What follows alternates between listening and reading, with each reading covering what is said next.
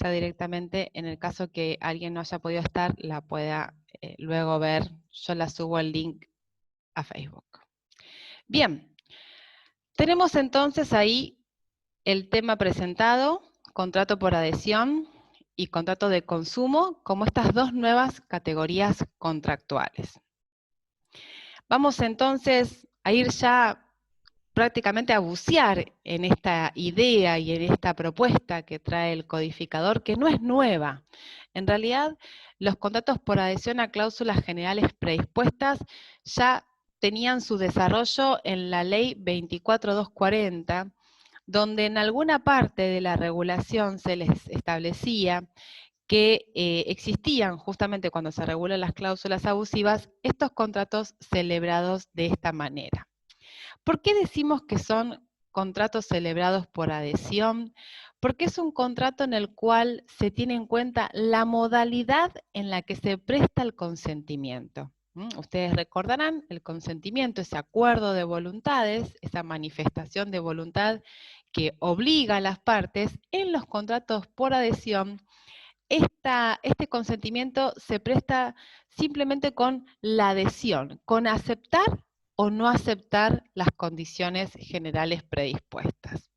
O sea, hay una parte a la cual nosotros le vamos a llamar predisponente, es aquel que redacta, ¿sí?, el contenido del contrato de manera unilateral. Por eso hablamos también del contrato predispuesto como un sinónimo del contrato celebrado por adhesión, porque justamente la predisposición es una técnica de redacción del contrato, por eso hablamos de contratos predispuestos. Pero el código fue más amplio y dijo, estamos ante un contrato celebrado por adhesión, o sea, el consentimiento se limita a adherirse a las condiciones que predispone ¿quién? El predisponente, valga la redundancia.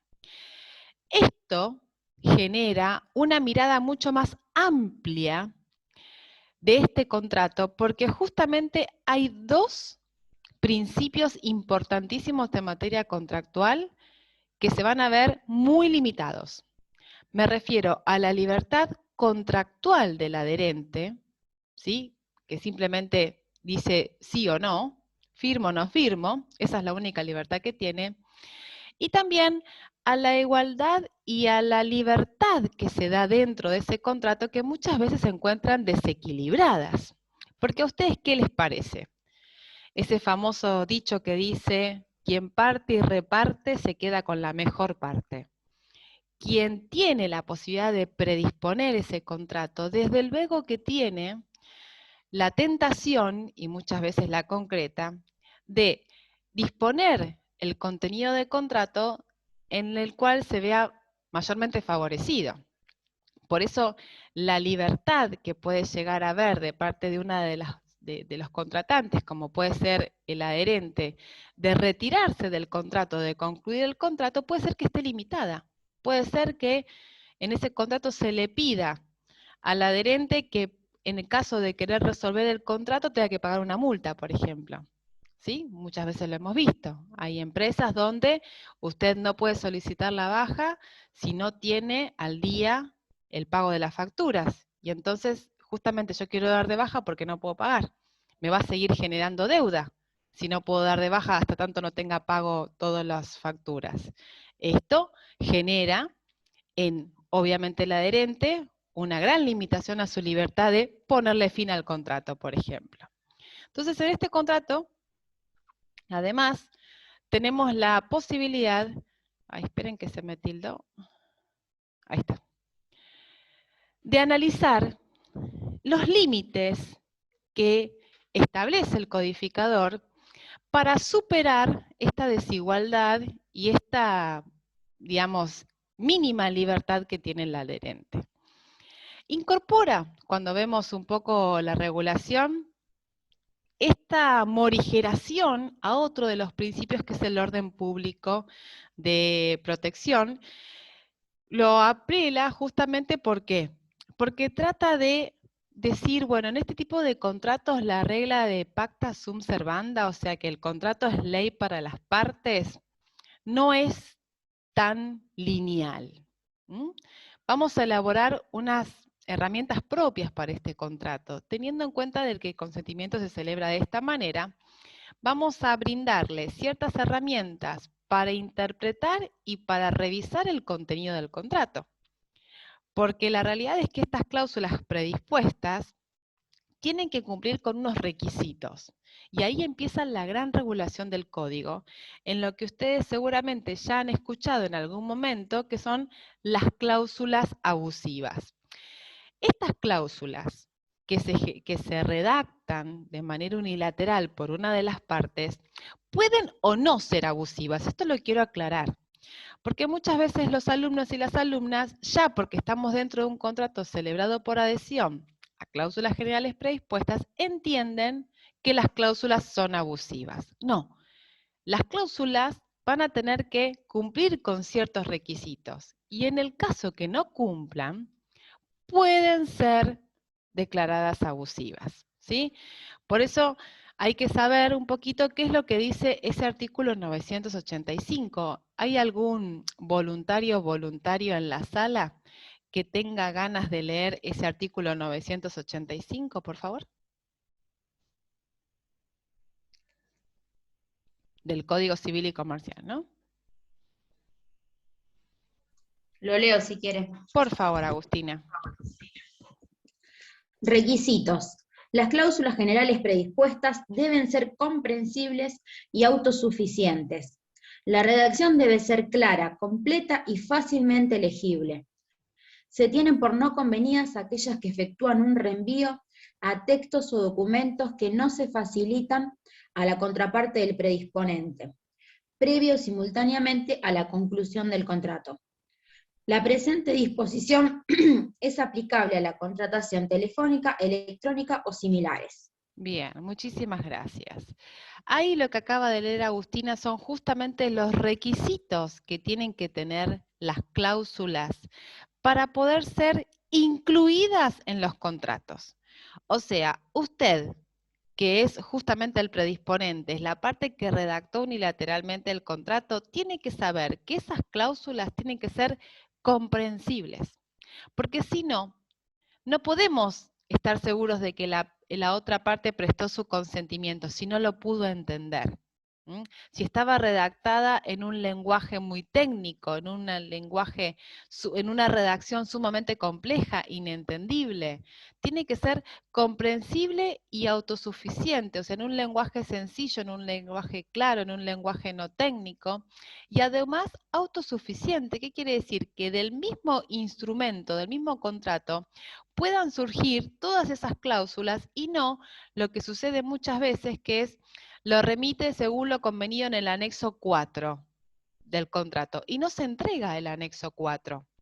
Entonces, en realidad, quien firmó y suscribió ese contrato nunca tuvo conocimiento, no porque la norma no era clara y estaba redactada de manera confusa, sino porque nunca leyó la norma, ¿sí? Entonces, ahí tenemos que la redacción, además, como decía Agustina, tiene que ser clara, completa y fácilmente legible. Acá hablamos un poco de los mínimos legales de las letras, de que aquellas letras que no superen determinados tamaños, por estudios oftalmológicos, son ilegibles para cualquier persona de vista media.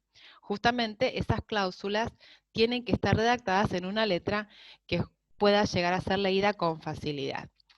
Y esto también es importante porque los requisitos es que está prohibido los reenvíos. Se tienen por no convenidas, quiere decir, se tienen por nulas, no tienen efecto, aquellas cláusulas que efectúan reenvíos a textos o documentos que no se facilita a la otra parte por el predisponente, previa o simultáneamente a la contratación del contrato. Y esto es justamente lo que hablábamos de autosuficiente, donde en realidad no se le está entregando al adherente, se hace un reenvío, le dicen, bueno, pero las condiciones están en la página web. No, usted tiene que poner las condiciones en el mismo instrumento que está siendo suscrito por el adherente. Entonces, requisitos para poder tener incluidas las cláusulas del contrato. ¿Sí? Si esto no sucede, la cláusula va a ser nula porque no supera uno de los controles sobre el que vamos a volver, que es el control de inclusión. También establece reglas de interpretación específicas para los contratos de adhesión. Creo que el martes vieron ustedes interpretación con el doctor Pellejero.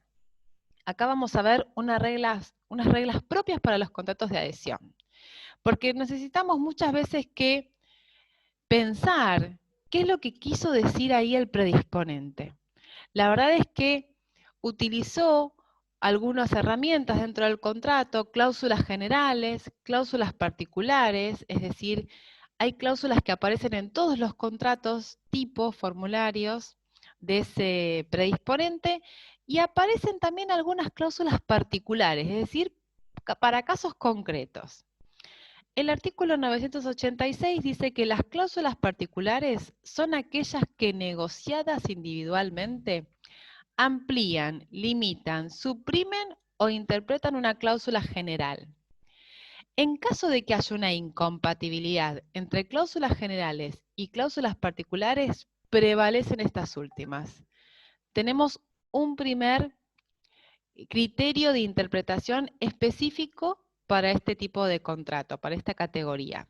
Si hubiese una norma general que establece que yo tengo justamente en ese caso que dábamos antes, que estar al día en las facturas, en el pago de las facturas para poder rescindir el contrato, y hubiese otra cláusula particular que diga, en el caso de no poder cumplir con el pago y que ese sea el motivo de solicitud de la baja, se queda eximido de estar al día para solicitar la baja, se entiende que esa es una cláusula particular, en el cual se contradice con la anterior, pero que en definitiva existió ahí una negociación y que por lo tanto, en este caso, vamos a hacer valer esa cláusula particular por encima de la cláusula general. Y la realidad es que es bueno saber que justamente no se interpreta solamente cuando hay contradicciones o cuando las cláusulas son oscuras o ambiguas, sino también cuando no reflejan la voluntad de las partes, es decir, cuando no cumplen con la finalidad.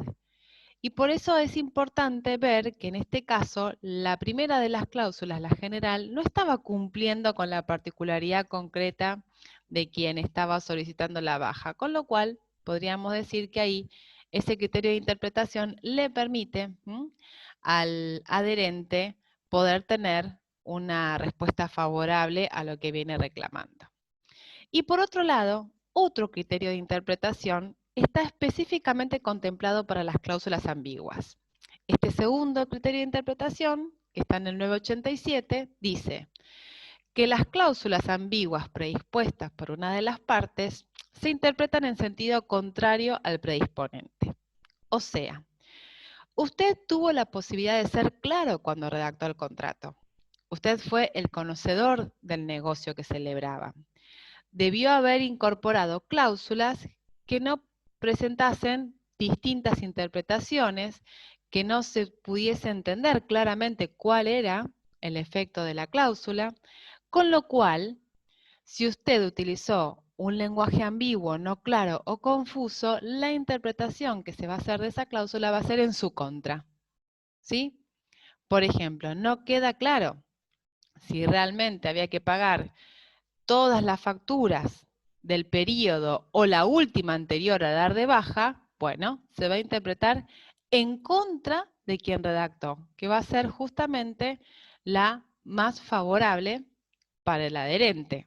Se interpreta de esta manera, ya que estamos interpretando en contra de uno, es porque estamos interpretando a favor del otro. Entonces, las razones que llevaron al codificador a utilizar este criterio tienen su origen en las normas clásicas del favor debitoris, esto de favor de liberar al deudor, de liberar a la parte débil, y obviamente busca la protección de quien no pudo redactar el contrato o quien no pudo negociar el contenido de las cláusulas. Así que ahí tenemos dos criterios de interpretación específicos.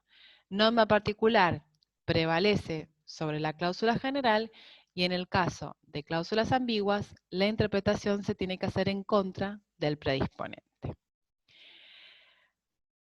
Esto de de las cláusulas abusivas, comienza la regulación en esta parte de los contratos por adhesión y el mismo código va a utilizar esto que vamos a ver ahora para el contrato de consumo y lo va a reforzar. Dijimos que las cláusulas abusivas en sí pueden llegar a aparecer en este terreno, porque obviamente quien redacta un contrato tiene la tentación de utilizar este tipo de distribuciones inequitativas en los contratos, pero no es que porque tengamos un contrato por adhesión haya sí o sí cláusulas abusivas. Por eso hablo de el control de cláusulas predispuestas. Hay dos controles. Uno es el control de inclusión, del cual ya empezamos a hablar cuando hablamos de los requisitos. Y otro es el control de contenido.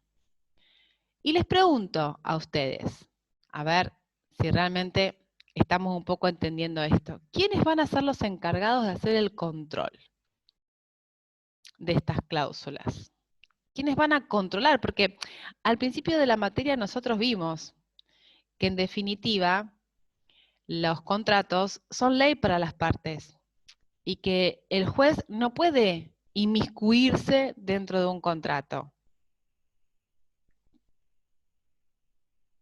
¿Por qué en este caso podrían los jueces comenzar a bucear dentro de los contratos, ver qué es lo que se firmó, en qué condiciones se firmó?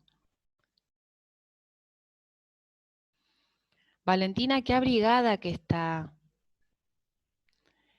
¿Qué pasó? Estoy en el medio del campo y estoy muerta de frío. Le iba a decir, ¿en dónde está usted? Ah, estoy en tipo la zona rural de Monje. Ah, y hay un chiflete que entra por abajo de las puertas, me imagino. Sí. Sí.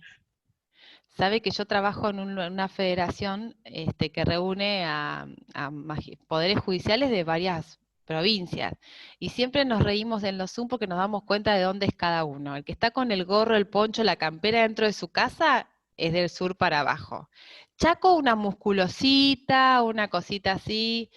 Y los despeinados, la gente despeinada en los lugares de mucho viento, donde por más que uno se peine, ya el flequillo es indomable.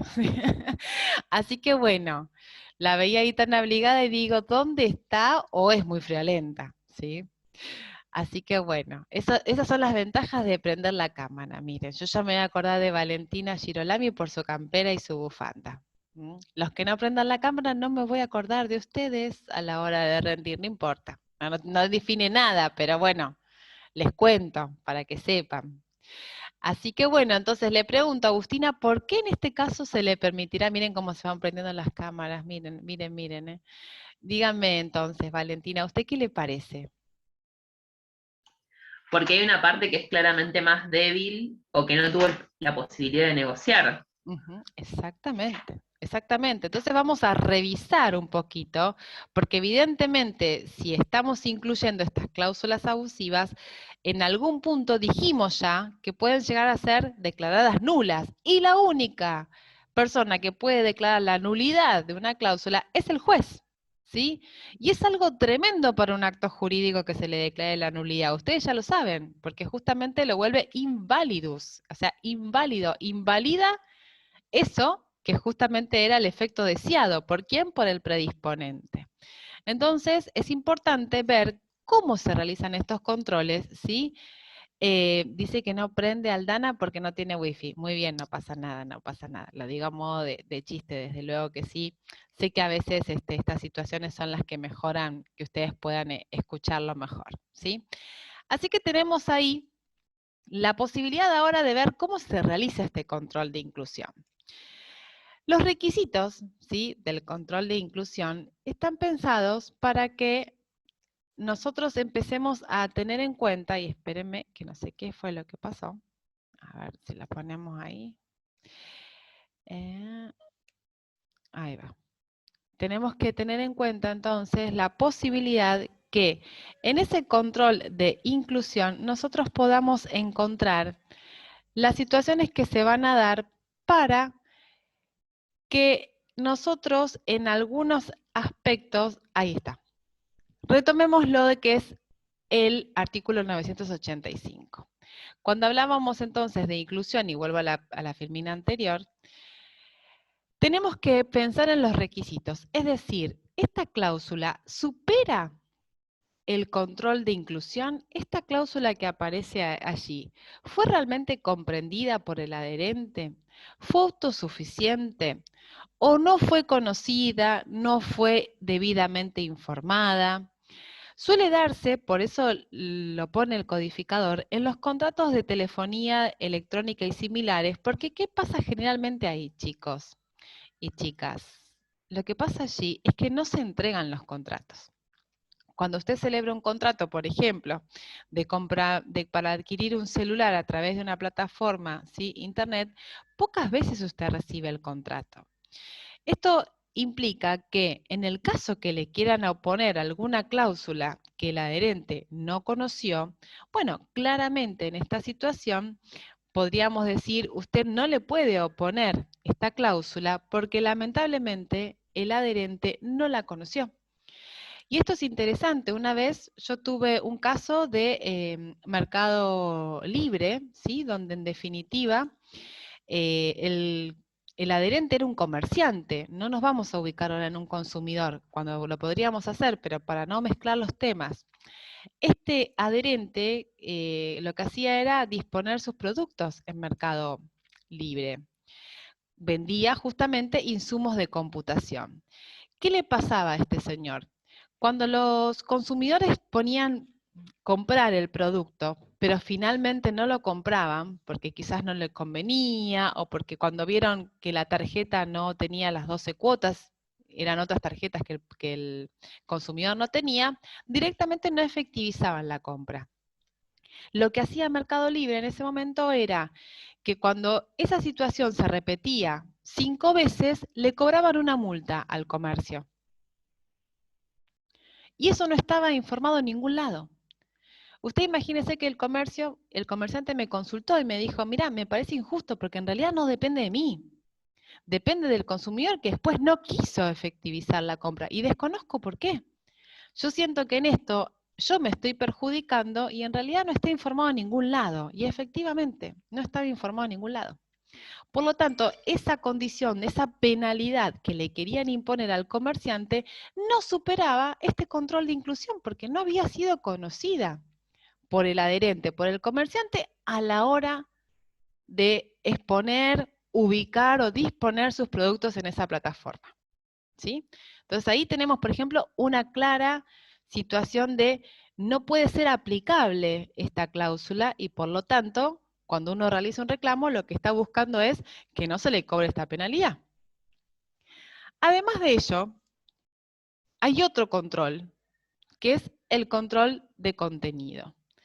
El control de contenido es aquel control que se realiza una vez que el adherente conoció la cláusula, estaba clara, se le entregaba en el contrato, aparece, es clara la cláusula, no hay lenguaje ambiguo, pero la realidad es que esta cláusula tiene vicios, tiene defectos. Vamos a ver en este control ya de contenido de la cláusula, ¿cuáles son las notas tipificantes para ver si esta cláusula puede ser declarada abusiva o no? Para ello, el artículo 988 me da la definición prácticamente de lo que es una cláusula abusiva, me da el concepto. Este artículo 988 establece que las cláusulas de esta sección, contratos por adhesión, se tendrán por no escritas cuando nos presenta tres situaciones. Las notas tipificantes están en el A y en el B. Una cláusula puede ser declarada abusiva cuando desnaturalizan las obligaciones del predisponente o cuando importan la renuncia o restricción a los derechos del adherente o amplían los derechos del predisponente que resultan de normas supletorias. Me paro acá. Una cláusula no va a superar el control de contenido porque se establece, según la primera nota tipificante, que desequilibra el contrato. Y de alguna manera lo desnaturaliza, como dice el artículo A, cuando se aparta de la finalidad del contrato. Si yo estoy buscando llevar adelante un contrato de medicina prepaga porque me quiero prevenir de una posible enfermedad y aparece una cláusula en el contrato de medicina prepaga que me dice, en el caso que usted se enferme, la empresa puede dar por concluido el contrato, esa cláusula la desnaturaliza la obligación. Porque justamente lo que yo estoy buscando es que me cubra cuando me enfermo. Y si yo me enfermo, la empresa puede darme de baja, prácticamente no está cumpliendo con la finalidad. Si yo tengo un contrato de seguro donde me dicen, y yo justamente celebro el contrato porque quiero que me cubra de los daños que pueden suceder, ya sea por robo o por hurto, pero luego hay una cláusula que me dice que solamente, que no me va a cubrir si yo vivo en una zona riesgosa, me está desnaturalizando el contrato, porque justamente celebro el contrato de seguro para que me cubran de hurto, de robo, pero si hay otra cláusula que dice que si yo vivo en zona riesgosa no me van a cubrir de hurto y robo, desnaturaliza la obligación. Se aparta de la finalidad que es prevenirme de un riesgo, de enfermarme en el primer caso, de que me roben o me hurten en el segundo caso. Profe, perdón, Sí. ¿y qué pasa con las cláusulas que pueden ser más finitas, como por ejemplo una prepaga que dice que no va a cubrir el tratamiento de enfermedades preexistentes? Bien.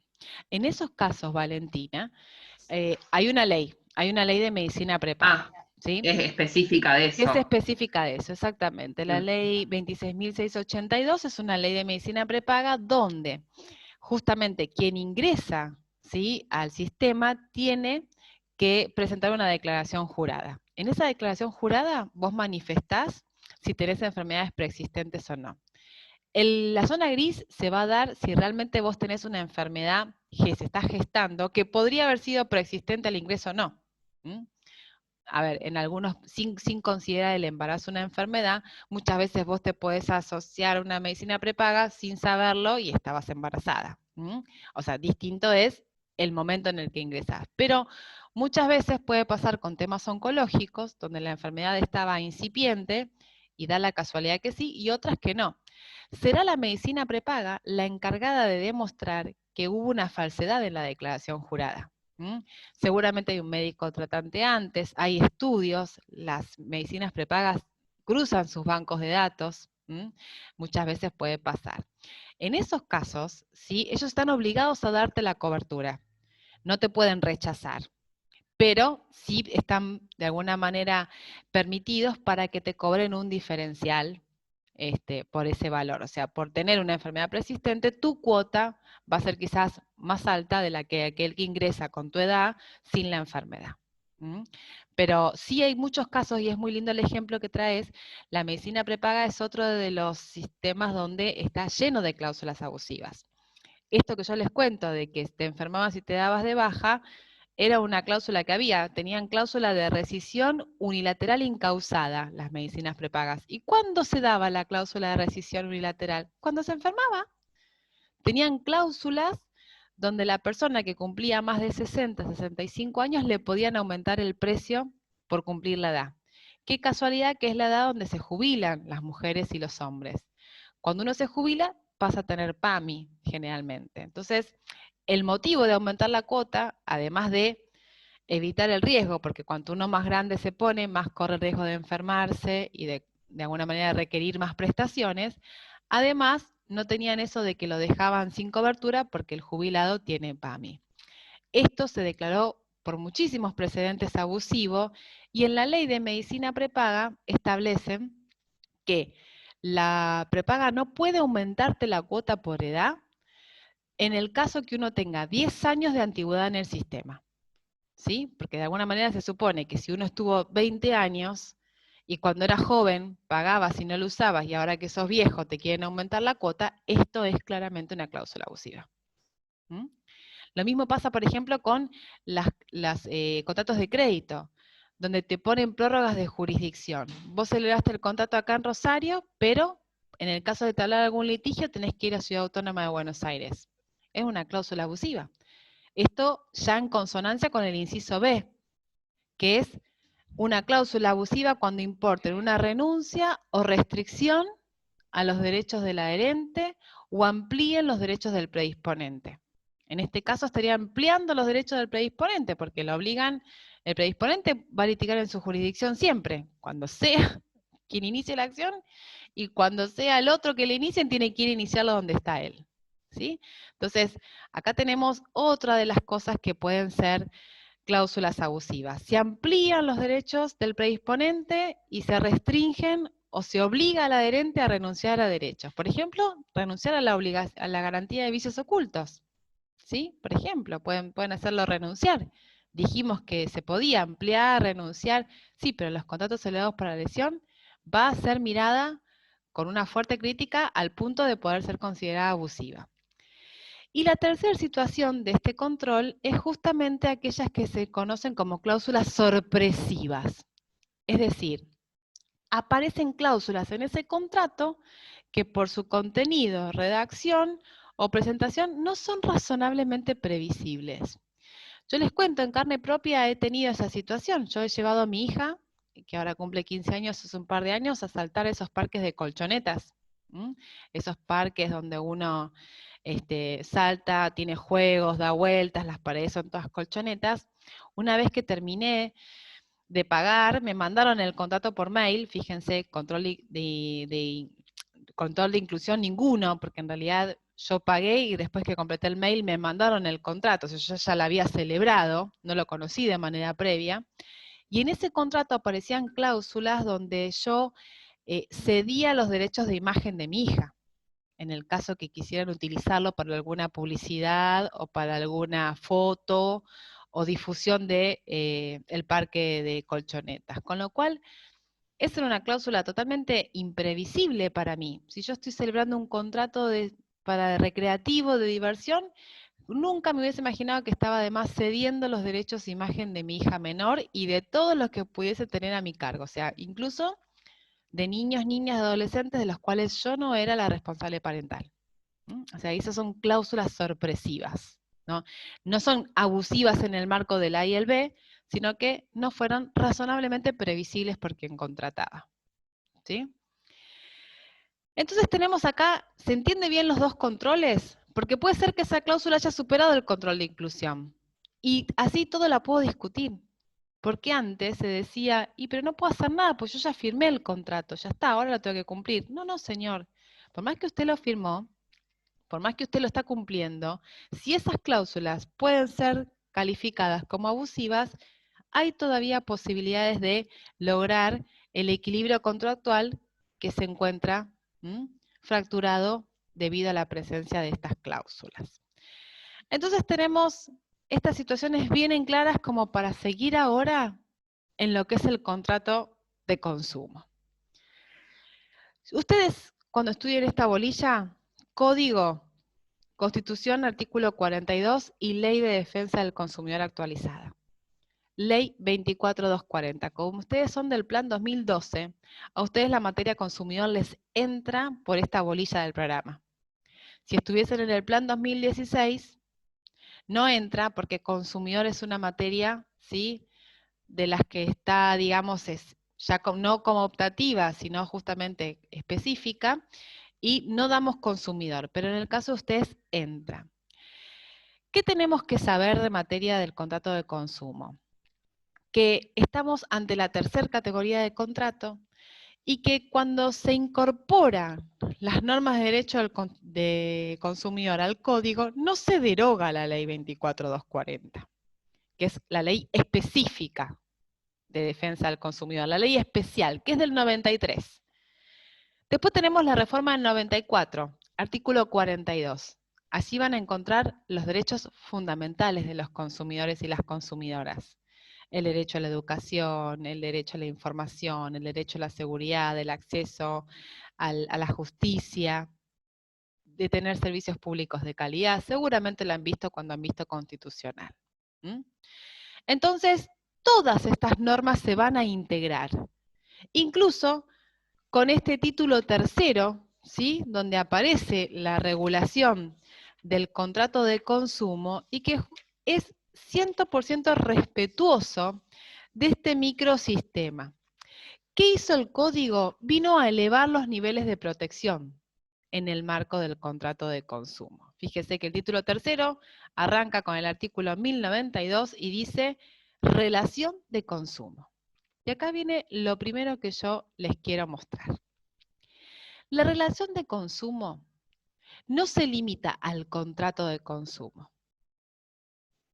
El elemento distintivo que pone en marcha todo el andamiaje, toda esta tutela y de protección que hay para el consumidor y la consumidora, no en el contrato, amplía la mirada. En la relación de consumo, que es ese vínculo jurídico entre el proveedor y el consumidor. En el contrato de adhesión hablábamos de adherente y de predisponente. Esas dos partes, bien delimitadas. En el contrato de consumo hablamos de proveedor y de consumidor. ¿Puede confluir el contrato de adhesión con el contrato de consumo? Sí. Es más, en el 97% de los casos el contrato de consumo es un contrato de adhesión. Pero en ese 3% que no, es porque los consumidores quizás pudieron tener una negociación y no llevaron adelante el contrato de adhesión. Pero para que tengamos bien en claro, el contrato de adhesión se va a transformar en un contrato de consumo porque tenemos un proveedor y un consumidor. O sea, en la relación de consumo y en esa regulación de ese vínculo jurídico que justamente no se limita al acto de contratar, sino al hecho, ¿sí?, jurídico que pone en marcha todo el andamiaje de protección, es porque esa relación de consumo puede nacer, sin duda, de un contrato, pero puede nacer también de una oferta, donde todavía no tenemos el contrato. Puede nacer de una publicidad, donde todavía no hay contrato. Puede nacer porque el consumidor estaba en ocasión de contratar, pero no llegó a celebrar el contrato. Entonces ese vínculo jurídico, esa relación de consumo, como mucho más amplia, más ancha que el contrato de consumo, va a determinar que se puede aplicar a estas situaciones que se dan en este marco todas las normas de protección. Y me definen, además, quién es el consumidor. O sea, esto que muchas veces está claro y otras veces no tanto, que se conoce como el concepto de consumidor. Según el 1092, se considera consumidor a la persona humana o jurídica que adquiere o utiliza en forma gratuita, onerosa, bienes o servicios como destinatario final en beneficio propio o de su grupo familiar o social. El consumidor puede ser persona física o jurídica, y ahí es donde empieza a haber a veces muchos problemas, porque la persona jurídica puede tener giros comerciales, puede desarrollar algunas relaciones de consumo y otras relaciones de consumo mixta, donde quizás una SA adquiere un vehículo, como pasó en el fallo Artemis Constructores, era una constructora donde compra una camioneta 0 kilómetro, un utilitario en realidad para trasladar a sus empleados, a los técnicos, a los arquitectos, a los ingenieros, y bueno, tiene una falla en ese automotor, le aparece un vicio y quiere hacer valer la garantía. Y dice, yo Artemis Construcciones S.A. soy consumidora. Y algunos decían, no, usted no es consumidor, porque usted utiliza este bien, ¿sí?, en beneficio de su empresa. No, dice, yo no reinserto el vehículo en la empresa. Yo la verdad que lo único que hago es trasladar a los empleados. No soy lo mismo que si yo realmente me dedicase a ser remisero o traslado pasajeros. Ahí sí reconozco que adquirir vehículo para mi giro comercial. Y eso es lo que a veces no deja muy claro cuando una persona jurídica es o no es consumidora. En los fundamentos del código, después si ustedes lo leen, van a ver que dicen, un poco tirando ya la idea, de que no debería tener ningún tipo de vinculación con su giro comercial, la adquisición del bien o del servicio. Y que en todo caso, si esto fuese así, que se defienda por las normas de adhesión, del contrato para adhesión, pero no dentro del contrato de consumo. Esto igual está debatido. En la doctrina hay quienes dicen que sí, hay quienes dicen que no. Lo que tengo que saber con claridad, que el consumidor va a ser, lo celebra a título gratuito o oneroso, no porque me gané un premio, no puedo reclamar porque no se aplican las normas, es a título gratuito o a título oneroso. Lo que tengo que tener en claro es que el destino del bien que yo utilizo o que adquiero tiene que ser final, tiene que ser en beneficio propio o de mi grupo social o familiar. Y también está el consumidor equiparado, es decir, aquel que se ubica prácticamente al lado del consumidor, que es quien sin ser parte de una relación de consumo, como consecuencia o en ocasión de ella, adquiere o utiliza bienes o servicios en forma gratuita, onerosa, como destinatario final o en beneficio propio de su grupo familiar. Supóngase que Walter me regala, ¿sí?, el producto que él compró. Por ejemplo, un termo, ¿sí? Estos termos así de aluminio, todo, perfecto, divino, me lo regala. Yo no fui quien adquirí. ¿Sí? Y entonces realmente me van a decir, no, mira, tiene que venir Walter. No, mira, Walter no va a venir porque en realidad no vive acá, me lo regaló, tenés que traer la factura. Tengo la factura, yo soy una consumidora equiparada, ¿sí?, a la situación de quien realmente adquirió el bien. Entonces, estar equiparado es, en definitiva, quizás un usuario del grupo familiar de la medicina prepaga. Esto está bueno porque muchas veces decían, no, tiene que venir el titular a reclamar. No, mira, el titular no va a poder venir porque es una persona grande, mayor, mi papá trabaja todo el día. Entonces, esto nos permite que esté la figura también del consumidor equiparado.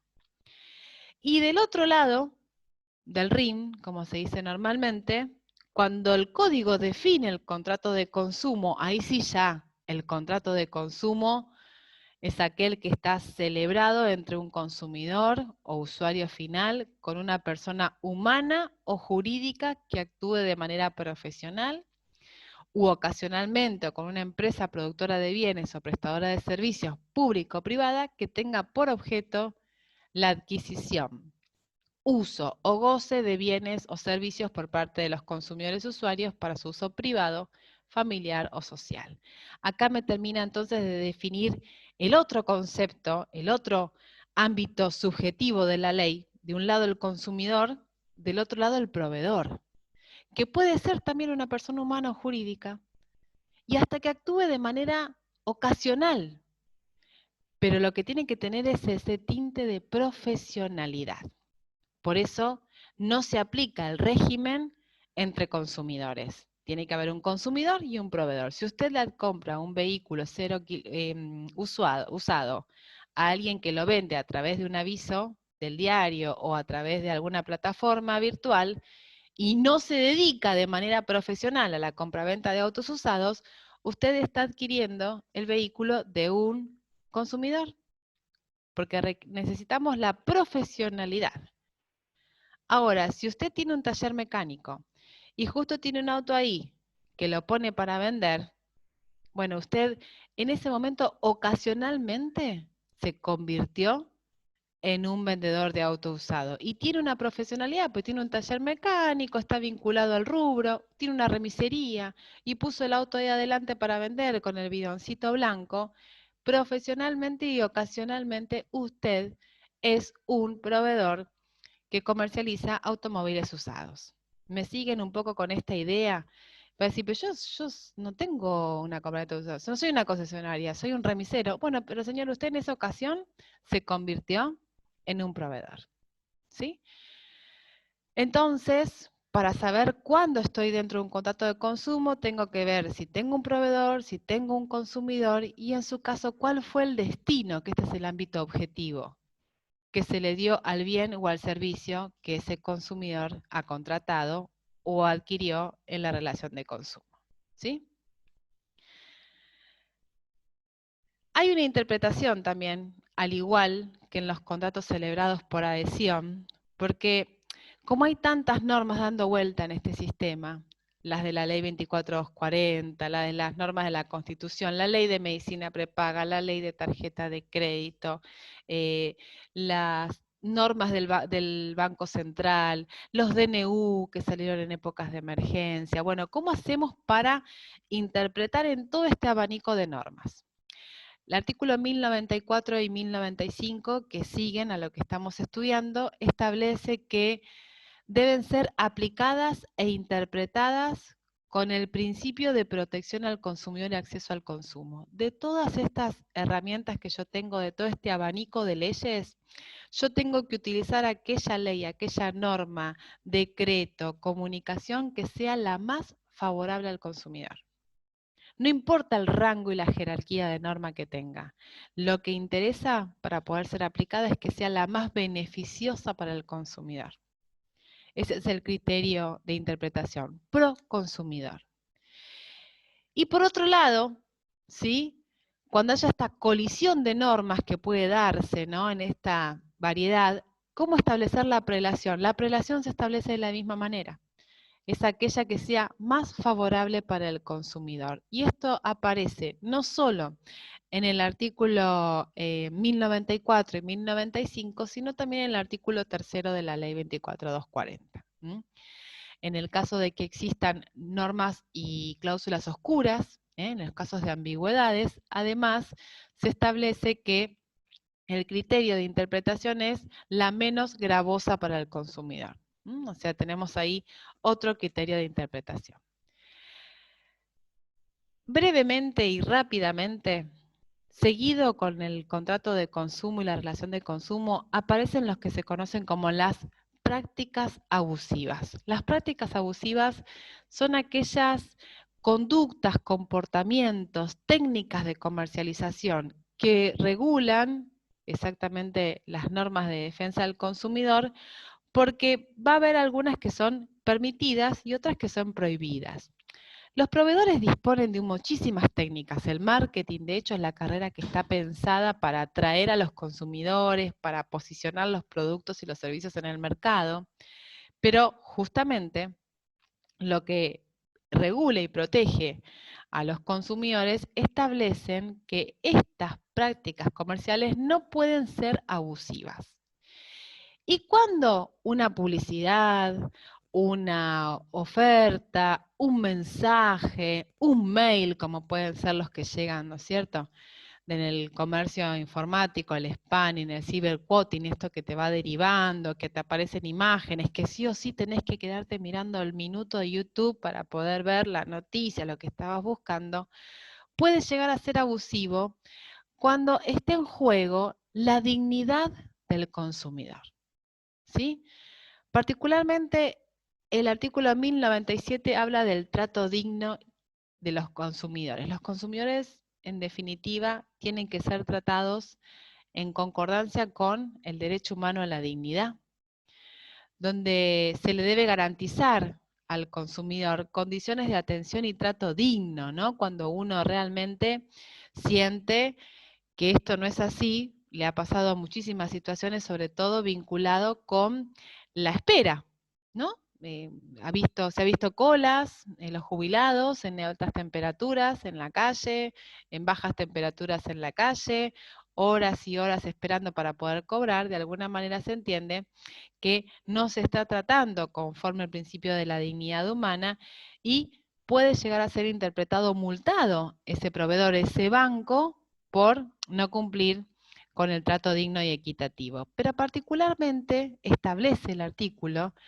que los proveedores deben abstenerse de desplegar conductas que coloquen a los consumidores en situaciones vergonzantes, vejatorias e intimidatorias. Situaciones vergonzantes. Puede ser que a usted, porque le suene una alarma en un supermercado, lo expongan a tener que dar vuelta a su mochila, a tener que quitarse la ropa, a tener que ser retirado enfrente de todo el público, de sus hijos, de su pareja. Hay un caso de hace muchos años en un supermercado Toledo de Mar del Plata, donde un jubilado le detectan una tarjeta melliza. En realidad, la tarjeta melliza no había sido porque el jubilado cometió el delito, sino porque el camión de caudales que transportaba las tarjetas de crédito fue robado y entonces fue denunciada la tarjeta de él, pero no tenía que ver con él. Bueno, el cajero del Toledo da anuncio de la tarjeta melliza, llaman a la policía, el jubilado se retira dentro de un patrullero en el medio de sus vacaciones, a la vista de sus nietos, queriendo ir a la playa. Bueno, esto es una práctica vergonzante, ¿sí? Humillante, que obviamente va a ser punida y sancionada gravemente por el ordenamiento. Situaciones vejatorias, ¿qué tienen que ver con esto? Con que usted de alguna manera los pongan a tener que quedarse quizás en ropa interior frente a un oficial policial para constatar que no se llevó nada del supermercado.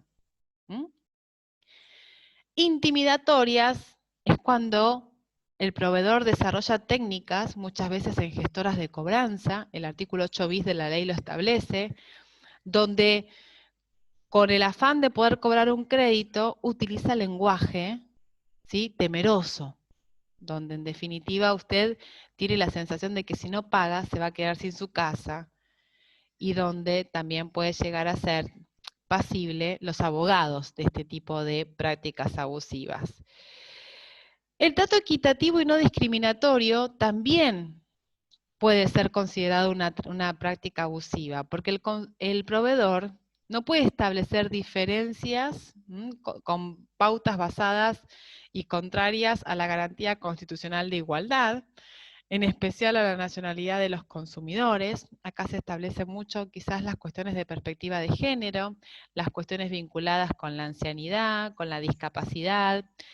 Hay un caso muy interesante de Mar del Plata también, que es un chico que quiere hacer un reclamo ante la empresa de telefonía y no puede acceder porque el edificio no tenía rampas de acceso para silla de ruedas, entonces no puede hacer el reclamo.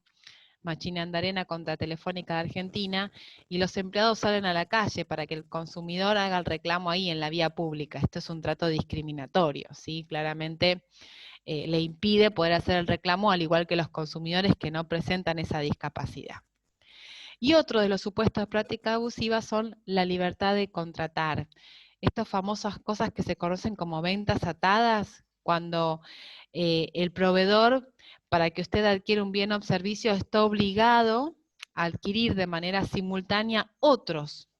Cuando usted realmente solo quiere solicitar, por ejemplo, la contratación de una cuenta bancaria, pero esa cuenta bancaria viene asociada a una tarjeta de crédito, un seguro de vivienda.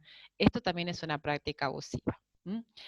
Bueno, para ir avanzando y ya cerrar, porque estamos medio en la hora para que no sea tan larga la clase por esta modalidad, les cuento qué es lo que aporta respecto al régimen de cláusulas abusivas en materia del contrato de consumo.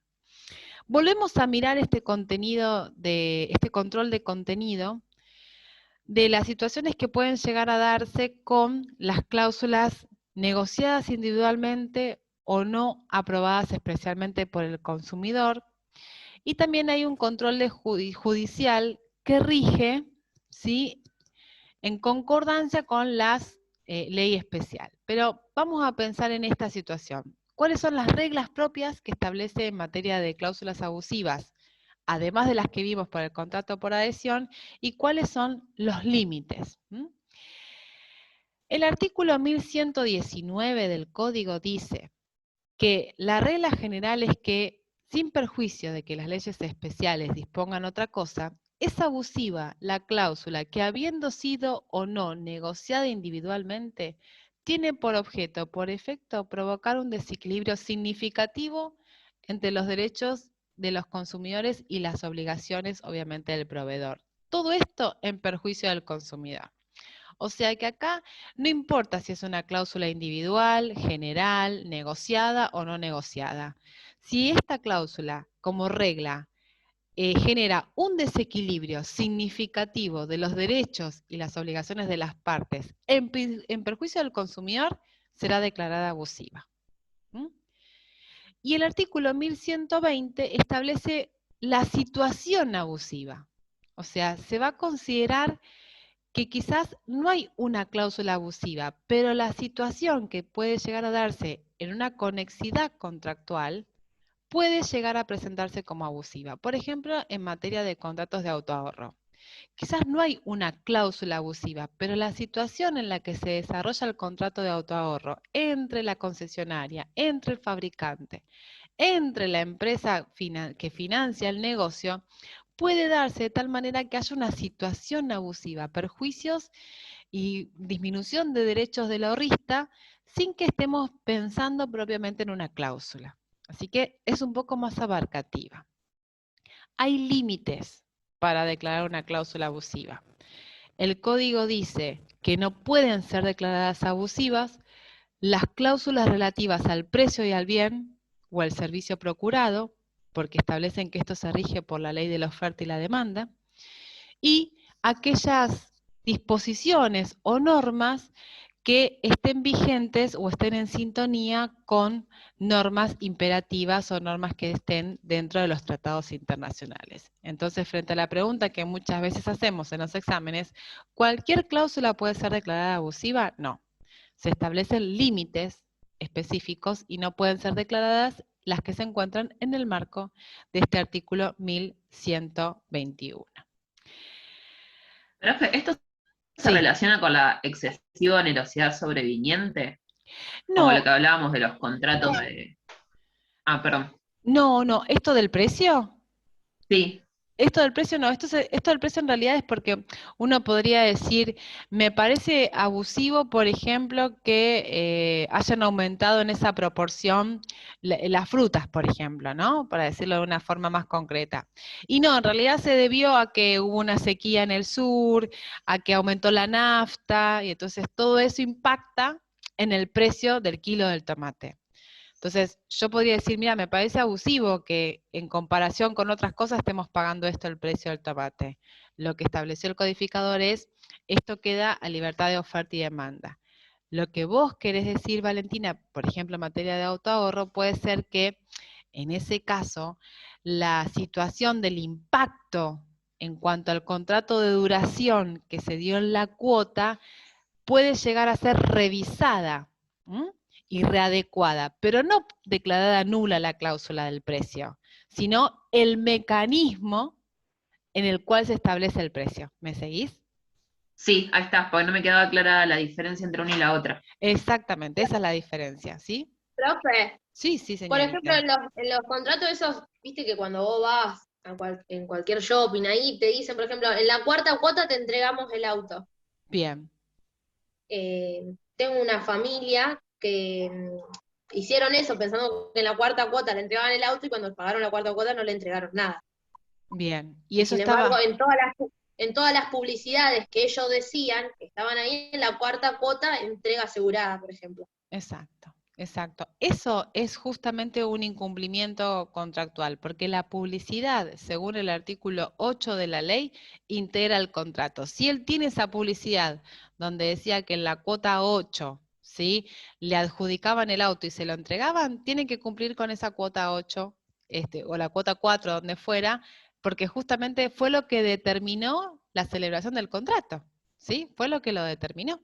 Así que eso A es... pesar de que después ellos en el contrato, ponele que después en el contrato que ellos firmaron, diga que tenían que entregar tanto dinero. Pero en las Bueno, publicidades, por ejemplo, dice otra cosa. exactamente. La publicidad, en este sentido, integra el contrato y por lo tanto lo que dice la publicidad se entiende como parte del contrato. Y si hubiese una contradicción entre la publicidad y lo que dice el contrato, recién lo vimos. ¿Cuál tengo que interpretar? La que sea más favorable para el consumidor, la que estaba en la publicidad. Pero ¿sabes qué? Melanie va a tener que recurrir a la justicia, porque en este tipo de situaciones es muy difícil que de manera extrajudicial se lo puedan dar. Es muy difícil, ¿sí? Espérenme un poquito que voy a poner esperen que dejo de compartir, a cargar la batería, porque estoy viendo que ya me voy a quedar y se me va a apagar antes de la clase. Ahí está. Ahora sí. Entonces, seguíamos con esta situación de lo que justamente tiene que ver ahora con el control judicial que hacen los jueces en materia de cláusulas. Dijimos entonces que, como lo habíamos hablado anteriormente, hay fuertes controles de estos de esto que está dentro del contrato. Y en materia de contrato de consumo, además se agrega lo que es el control judicial y la instancia administrativa. La instancia administrativa es aquella autoridad que justamente se ocupa de aprobar los contratos. Por ejemplo, en materia de seguros está la Superintendencia de Seguros de la Nación. Todos los contratos de seguro tienen que contar con la aprobación. En medicina prepaga tienen que estar aprobados por la Superintendencia de Servicios Médicos de la Nación. Y en materia de autoahorro tienen que estar aprobados por la Inspección General de Justicia. ¿Que estén aprobados los contratos significa que no hay cláusulas abusivas? No. Aunque haya una aprobación, el juez igual puede revisar el contrato y si encuentra cláusulas abusivas, tiene la posibilidad de declarar la nulidad parcial del contrato o tenerla por no convenida, ¿sí? Y siempre es mejor declarar la nulidad parcial del contrato, es decir, de esa cláusula, antes que el contrato en su totalidad. Y si el contrato no pudiese vivir sin esa cláusula, porque por ejemplo es una cláusula para determinar el mecanismo del precio, como veíamos recién, no podemos dejar el contrato sin ese mecanismo, porque el consumidor entonces no va a saber cuál es el precio que tiene que pagar. Si la modalidad que están llevando adelante las automotrices es abusiva, el juez debe saber entonces cuál es la modalidad. Por ejemplo, se están dando precedentes donde dicen que no puede superar el salario mínimo vital y móvil, que no puede superar el 30% de los ingresos de ese ahorrista, que no puede superar el 30% de ese ahorrista y que de ahora en adelante los aumentos tienen que ser conforme los aumentos de la canasta básica, ¿me entienden? La declara nula, pero la tiene que integrar porque si no el contrato no puede seguir viviendo sin esa modalidad de determinación del precio. Entonces, esta situación es una de los trabajos más grandes que tienen los magistrados, que es no solo declarar la nulidad, sino ver cómo elaboran o reelaboran la cláusula para que ese contrato siga vigente y el consumidor no se vea perjudicado. Además, ya para terminar, es importante saber esto, y con esto cierro: información y publicidad, dos derechos fundamentales de los consumidores. El artículo 1100 del Código y el artículo 4 de la ley establecen que la información que se le brinda a los consumidores debe ser cierta, detallada y debe ser lo más completa posible para que el consumidor conozca las características esenciales de los bienes y servicios, y no solo de eso, sino de las condiciones de la comercialización, que es un poco lo que estábamos hablando recién con Melanie. Si realmente hubiesen sabido que esa publicidad era de esa manera, pero que después en el contrato tenía que tener determinado dinero para poder ser entregada, ese consumidor no hubiese celebrado el contrato. Porque me lo dicen cuando vienen a reclamar, ¿sí? Me dicen: doctora, si yo hubiese sabido que era así, ni firmaban, no me hubiese metido nunca en esto, porque al final me engañaron. Claro, lo engañaron, ¿por qué? Porque no le brindaron la información como debía darse. Y también se engaña cuando hay publicidad que no cumple con las normas de defensa del consumidor, que son las publicidades ilícitas. A grandes rasgos, ustedes después lo leen tranquilamente y si hay dudas lo volvemos a retomar.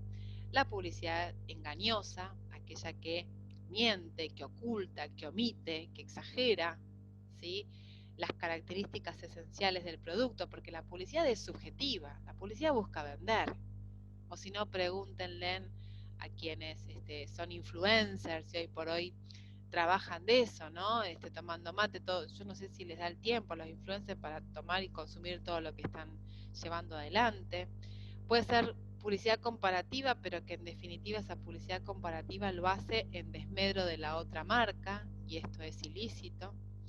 Y la publicidad abusiva, que es aquella publicidad que en definitiva pone en jaque la dignidad, las creencias religiosas, la perspectiva de género, cuando se hacen publicidades sexistas, por ejemplo, o se promueven los estereotipos. Hay una noticia del día de ayer, no sé si la vieron, se sancionó a una empresa farmacológica que vende un producto que es laxante. Justamente en ese producto decía que era muy bueno porque te mantiene la panza chata. Eso es una publicidad que se puede considerar abusiva, primero porque se pone en riesgo la salud de las personas que recurren a este tipo de medicamentos para bajar de peso o mantenerse flacas o flacos. Y por otro lado, porque estaba de alguna manera fortaleciendo los estereotipos de que la belleza hoy por hoy es solamente la delgadez, cuando se está trabajando en desconstruir estos mensajes. Y para reforzar lo que veíamos recién con Melanie, ahí está, efectos. La publicidad, ¿sí?, se tiene por incluida en el contrato y obligan al oferente. Y si hubiese alguna publicidad que no cumple con las normas legales, el consumidor tiene acciones tanto para hacer cesar la publicidad y para pedir su rectificación, ¿sí? Esto es interesante porque hay muchísimos precedentes donde en definitiva lo que se está evitando es multiplicar o impedir que se generen daños con este tipo de publicidades, y esto tiene que ver mucho con lo que es la tutela preventiva o la tutela anticipada, donde se evita, digamos, que estas empresas puedan llegar a llevar adelante mensajes no muy claros, hirientes o quizás en contra de muchas situaciones con las cuales se pueden sentir humillados, agredidos, avergonzados los consumidores destinatarios. Bueno, grandes pantallazos. Muchas gracias por esta vuelta a las clases y esta paciencia de poder tener esta hora 20. Creo que es un tema que tiene que ser estudiado en profundidad, que ustedes lo manejen, porque suele haber situaciones en los casos prácticos donde aparecen consumidores, proveedores o cláusulas dentro del caso para que ustedes después puedan desarrollar las respuestas o las consignas de manera más acabada. Pero si hay alguna pregunta o algo que no quedó claro, desde luego que estoy dispuesta para evacuarlas.